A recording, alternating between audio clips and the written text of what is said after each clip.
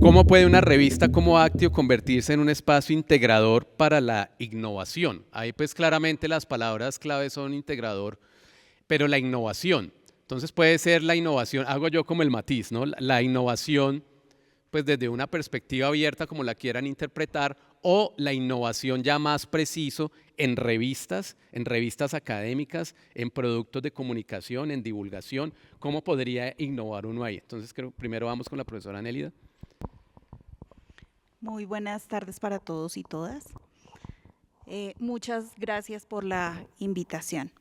Bien, diríamos en primera instancia y en el video quedaba de alguna manera registrado que es muy interesante ese escenario en donde Actio en la creación se está hablando desde diferentes disciplinas, pero también el poder llegar y tener contacto por la naturaleza misma de las disciplinas.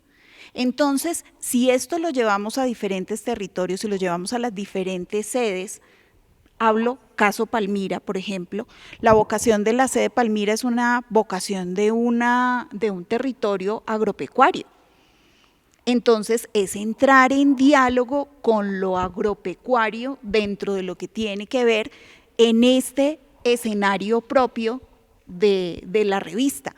Entonces, son tres escenarios que ven el manejo de la comunicación, pero en donde podemos llegar a interactuar con agronomía, interactuar con ingeniería ambiental, interactuar con ingeniería agroindustrial, y esto en los contextos y en cada territorio hace que se vuelva sumamente rico, hace que los lenguajes sean sumamente interesantes. Y es muy interesante el poder llegar y tener esta revista disciplinar, pero el poder llegar y que otras personas de otros campos lleguen también a la revista por estos manejos interdisciplinares que tenemos de esencia dentro de los manejos mismos, creo que genera un escenario poderoso allí. Gracias. Muchas gracias, profe. Muchas gracias. Pues yo creo que la revista nace con una vocación innovadora. El hecho de pensar una concepción distinta de la geografía del país y poderla pensar de manera integrada, poder pensar y aspirar de alguna forma a vincular las distintas sedes, pues eso ya constituye un asunto innovador. Pero creo también que aparece la innovación toda vez que es claro que todas las personas tenemos que ver con la visualidad, con la tecnología y con el diseño. Y creo que la revista potencia la innovación en la medida que intenta trazar puentes para la vida, y puentes para la vida donde esos tres ejes vinculadas a las artes tienen esa potencialidad de hacer hablar las disciplinas, de generar diálogos improbables entre las disciplinas y de generar diálogos entre regiones que no se han dado históricamente a pesar de que nos reconocemos como una universidad nacional. Esto es un punto coyuntural porque creo que en parte también la innovación y el reto innovador que tiene Actio es hacer hablar las regiones, vincular las regiones, escuchar su conocimiento situado y lograr que en definitiva nos reconozcamos como una unidad, como la universidad del país. Gracias, profe. Buenas noches, muchas gracias por la invitación. Creo que en la presentación que hay se explica varios elementos por los cuales la revista está apostando por la innovación. En el momento la profesora estaba hablando de Publindex. No sé si ustedes se ubican en Publindex, el público que lo veo bastante joven también. Publindex es digamos una institución que realiza un catálogo que que le da clasificación a las diferentes revistas que se trabajan del país y también homologa revistas internacionales. Entonces muchas veces los profesores estamos viendo ese catálogo para ver si nos va a dar puntos o no lo que estamos publicando. Me parece muy interesante que la revista esté también apuntando a que Publindex también incluya otras formas de conocimiento que no obedezcan directamente a políticas, a economías del norte del mundo. Eso me parece muy interesante, que creo que vamos a seguir desarrollando eso posteriormente durante la conversación. Vale, muchas gracias. Gracias, profe. Bueno, buenas noches y muchas gracias y por la invitación, porque me siento un poco externo a todo este panel que hace parte como profundamente de Actio, pero agradezco mucho y trataré de responder dentro un poco también de la visión que he constituido en el tiempo. Yo quisiera como abordar esos temas que dice Luis Fernando, porque me parece que hay una pregunta muy importante. La primera tiene que ver con el hecho de la integración. Y yo pienso que nosotros sufrimos de un mal contemporáneo de la academia. Y es el mal contemporáneo de una academia que lo que trazó durante muchas generaciones fue la idea de separar las formas de conocimiento con la intención de que crecieran, ¿sí? O sea, con la intención de que esa visión disciplinar se desarrollara, pues lo que hizo fue separar esas áreas del conocimiento y decirle a áreas que son profundamente, que comparten una visión, una idea, una actividad. Lo que hizo fue separarlas y decirles, construyan el conocimiento suyo, propio, de su disciplina, de la manera en que ustedes ven el mundo. Pero la realidad del mundo no es así. La realidad del mundo, y hoy en día, en la actualidad, las empresas se están enfrentando a que el trabajo es colaborativo, que el trabajo es conjunto, que el trabajo es grupal, que los proyectos requieren de diferentes miradas.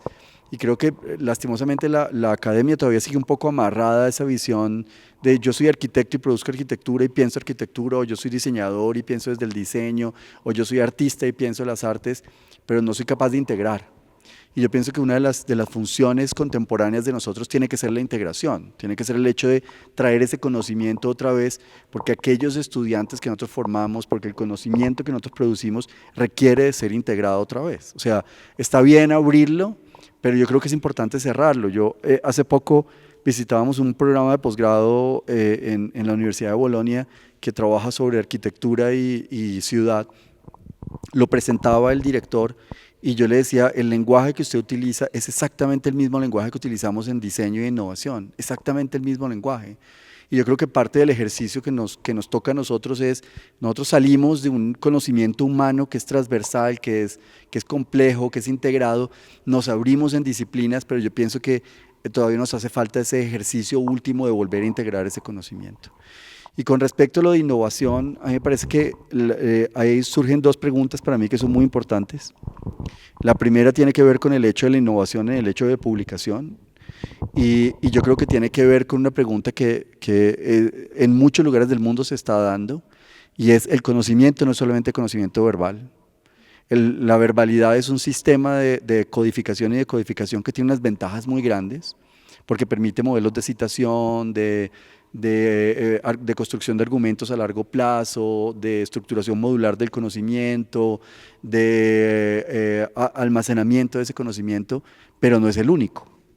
¿Sí? Y es deber de nosotros empezar a investigar esas otras formas del conocimiento, y yo creo que no solamente es de incluirlas, porque incluirlas es muy importante, pero yo creo que todavía más importante que eso es experimentar en ellas, porque preguntas, y yo pongo permanentemente un ejemplo, la investigación acción participativa que surge de aquí, de la Universidad Nacional de Colombia, y que va al mundo, requirió de 20 o más años para que fuera reconocida en el manual de investigación cualitativa. Y fue un ejercicio de tratar de decir cuál es el modelo en que producimos conocimiento, cómo se integra el conocimiento global, cómo se cita, cómo se construye, cómo se modula, cómo se publica, cómo se referencia. Y ese es el ejercicio que de alguna manera nos toca a nosotros cuando empezamos a traer nuevo conocimiento a al estado de alguna manera de discusión y de construcción colectiva, es de encontrar esas estrategias. Y yo siento que esa es la pregunta que tenemos que hacernos. O sea, si nosotros producimos conocimiento en el hacer y reflexionamos en él, ¿cuáles son las formas en que podemos reflexionar en ese conocimiento? Y por último, la innovación como un principio que hoy en día es un principio global de la manera en la cual enfrentamos al mundo, y es reconocer que no solamente el mundo se mueve muy rápido hoy en día y que la necesidad de innovar es permanente, sino que adicionalmente los problemas que enfrentamos en el mundo requieren que, que nos enfrentemos un poco a la velocidad de la transformación del mundo a través de innovar y buscar caminos alternos que nos permitan encontrar cómo enfrentamos esas problemáticas de manera diferente. Yo creo que el principio, esa pregunta sobre la innovación ya no es una pregunta del diseño o de la ingeniería, es una pregunta de la sociedad.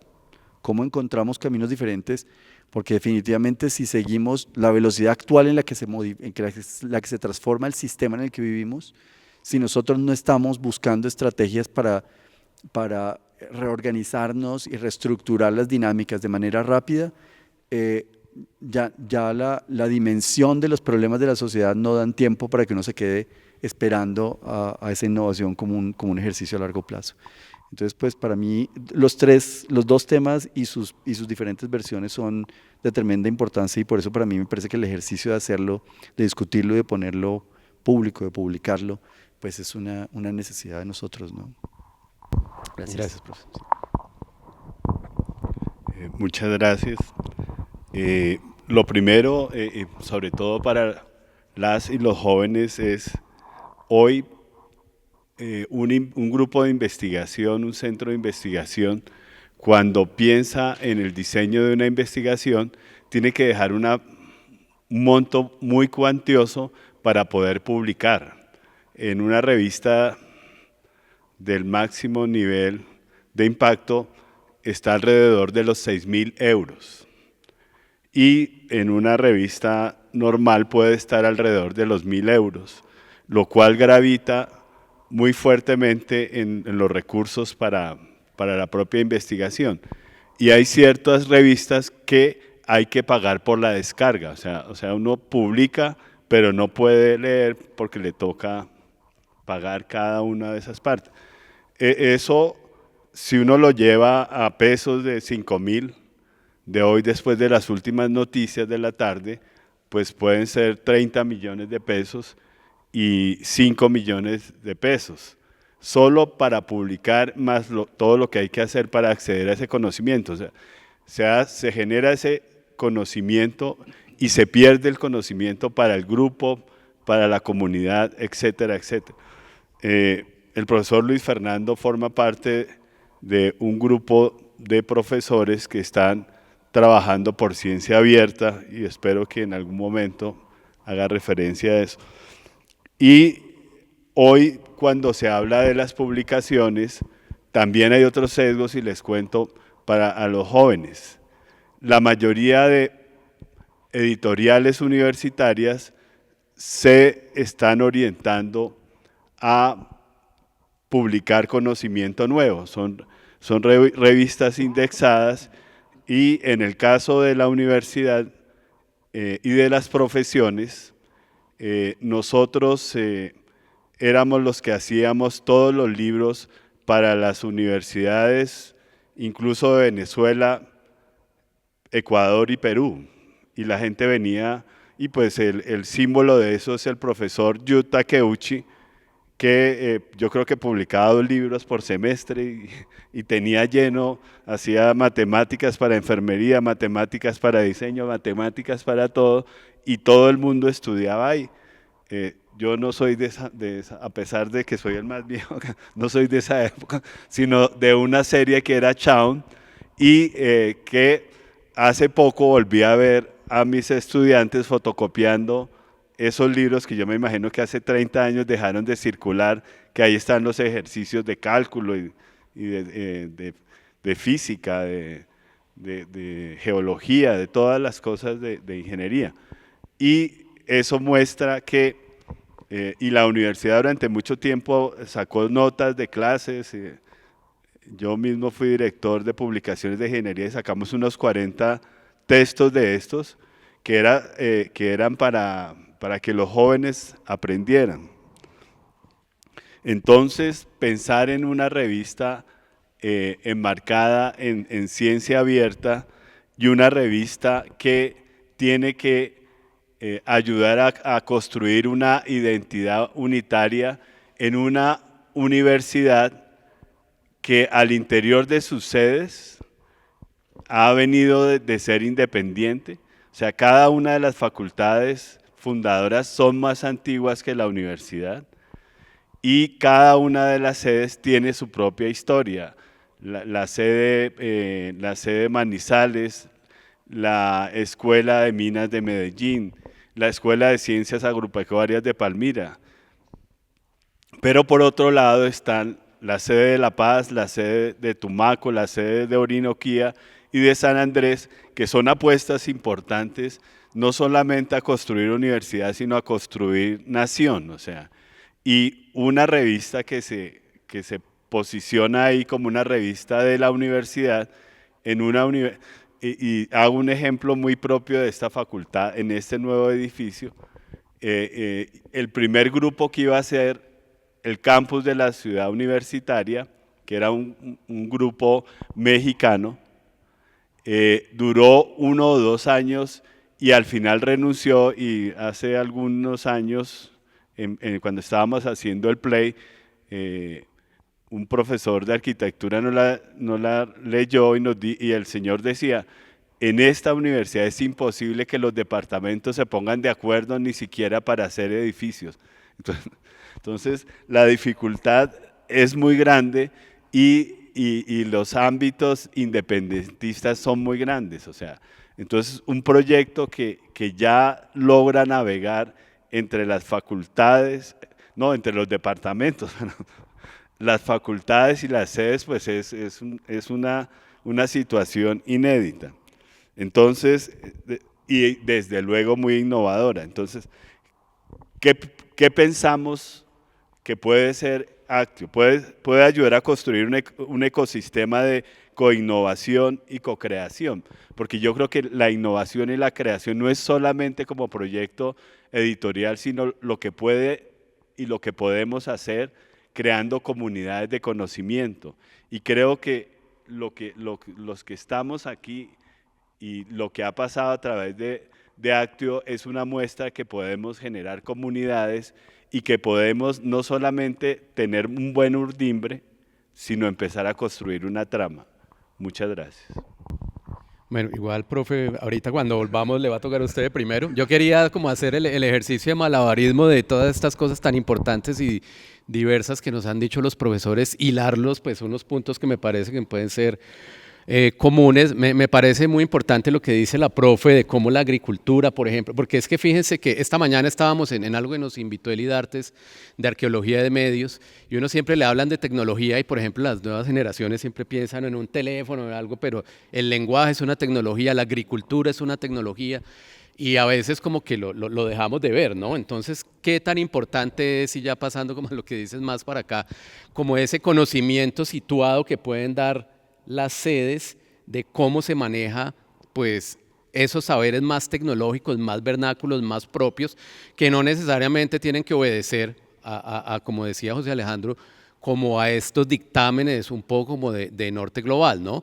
Y un poquito, pues me parece a mí que lo que dice el profesor Juan es muy importante en esta parte un poco integradora y de buscar, por ejemplo, yo pensaba, cuando el profesor estaba diciendo hay otras maneras más allá del texto o distinto al texto. Bueno, con la profesora Karen estuvimos en el Amazonas, ¿no? En un proyecto. Entonces el valor de la oralidad, por ejemplo, el valor de lo que no es necesariamente cuantificable, el valor de las personas que de pronto no saben cómo se llama ese pescado, pero tienen toda una cosmogonía para saber de dónde vienen. Entonces, pues hay muchas maneras de verlo, y sí, de acuerdo, como que me parecería a mí que esa experimentación es salirse un poco de esa imposición que me parece a mí como muy irracional de dividir el conocimiento en categorías y volver otra vez a ese conocimiento más integral, que por supuesto siempre estamos temerosos de hacerlo, a veces no sabemos cómo hacerlo, pero pues el paso va para allá, ¿no? Y seguramente, como dice aquí el profe, la ciencia abierta o este tipo de cosas de pronto puede ser como en esa dirección, ¿no?